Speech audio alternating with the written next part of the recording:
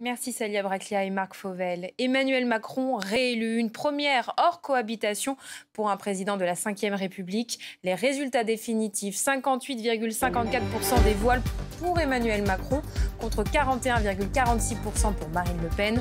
Du côté de l'abstention, on est proche du record de 1969 avec 28%.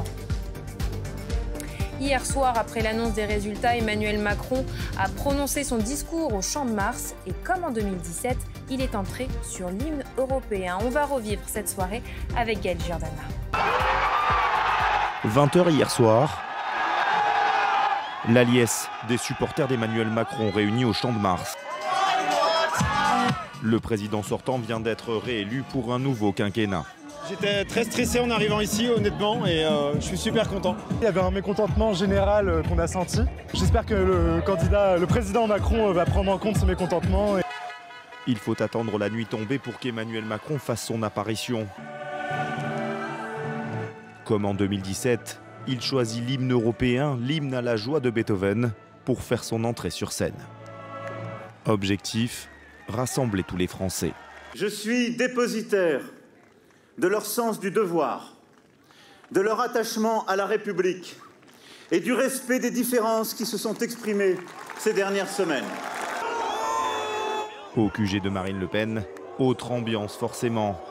Des huées accueillent le résultat du second tour. Forcément, on est dégoûté en fait parce qu'on y croyait vraiment et finalement on voit bien que non. Prendre en compte la défaite, mais il faut se remettre en bataille dès demain. Marine Le Pen dit vouloir un contre-pouvoir fort face au président réélu.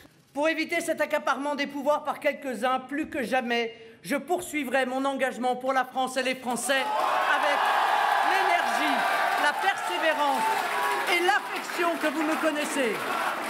Prochaine étape, les législatives en juin prochain. Bonjour Alix Bouillaguet. Bonjour.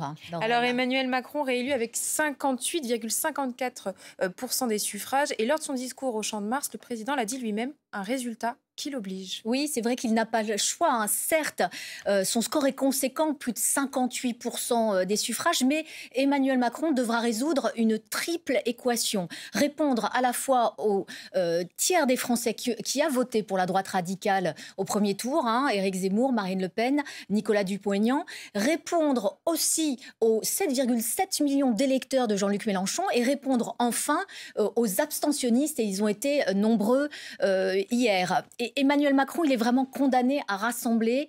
Hier soir, il l'a promis, mais ça nous rappelle une autre histoire. Hein. Jacques Chirac aussi, en son temps, 2002, quand il bat Jean-Marie Le Pen, lui aussi, il promet de rassembler. Et dans les faits, il ne s'est pas passé grand-chose. Alors Emmanuel Macron, lui, il doit aller jusqu'au bout. Changer de méthode, il nous dit qu'il veut plus de concertation. Mais concrètement, ça passe par quoi? Ce n'est pas encore tout à fait clair. Il doit aussi faire en sorte que les Français se sentent mieux représentés, mieux écoutés. Là aussi, est-ce que ça passe par une réforme des institutions? Il doit répondre vite à ses colères en annonçant sa feuille de route, sans doute avant les législatives, pour donner une impulsion.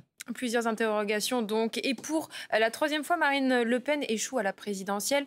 On l'imagine, la candidate du RN va traverser une zone de turbulence, Alix? Oui, c'est vrai que hier soir, Marine Le Pen, elle a surjoué le succès en parlant de victoire éclatante, hein, mais dans les faits, le plus dur reste devant elle. Alors certes, elle a recueilli plus de 6 millions de voix en 2012, plus de 7 millions en 2017, plus de 13 millions cette fois-ci. C'est vrai que c'est implacable, hein, elle progresse, mais ce sont plus ces thèmes qui progressent, les colères qu'elle représente qui progressent, mais elle, en tant qu'incarnation de ses colères, elle a peut-être atteint son plafond de verre. Et c'est vrai que c'est Éric Zemmour hier qui a eu la phrase la plus cruelle.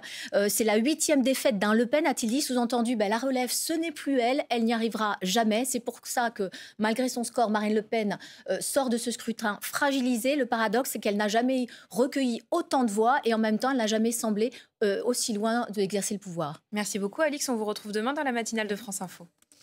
Emmanuel Macron qui a passé la nuit à la lanterne, la résidence présidentielle à Versailles, avant d'attaquer un programme chargé. On retrouve sur place Guillaume Darey. Alors, première mission, pas forcément dès aujourd'hui, mais dans les jours à venir et pas des moindres, ça va être de trouver un nouveau Premier ministre. Vous savez, la fin de semaine dernière, on avait demandé à Emmanuel Macron si Jean Castex serait encore là cette semaine. Il nous avait répondu un grand oui. Ça veut dire que le changement de locataire de Matignon, ça ne se fera pas forcément cette semaine, mais plutôt la semaine prochaine.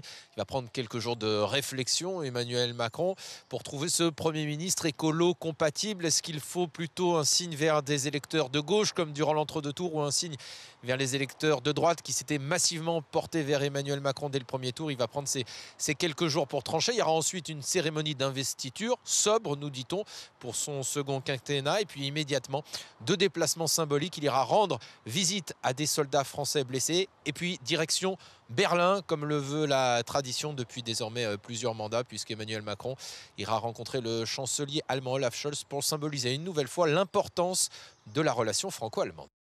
Merci beaucoup Guillaume Daré. Et après l'annonce du résultat de la présidentielle, plusieurs manifestations en France, des rassemblements signalés à Toulouse, Marseille, Strasbourg ainsi qu'à Paris. Et puis des violences à Lyon et Rennes ont opposé manifestants et forces de l'ordre. Et puis à Paris, cette nuit, 2 personnes ont été tuées et 1 blessée par des tirs de policiers après qu'un véhicule s'est dirigé vers les forces de l'ordre à contresens sur le Pont-Neuf en plein cœur de la capitale. Les fonctionnaires de police ont alors répliqué par des tirs. Une enquête menée par la police judiciaire est en cours et l'IGPN, la police des polices, a été également saisie. Tout de suite, les informés avec Marc Fauvel et Renaud Déby.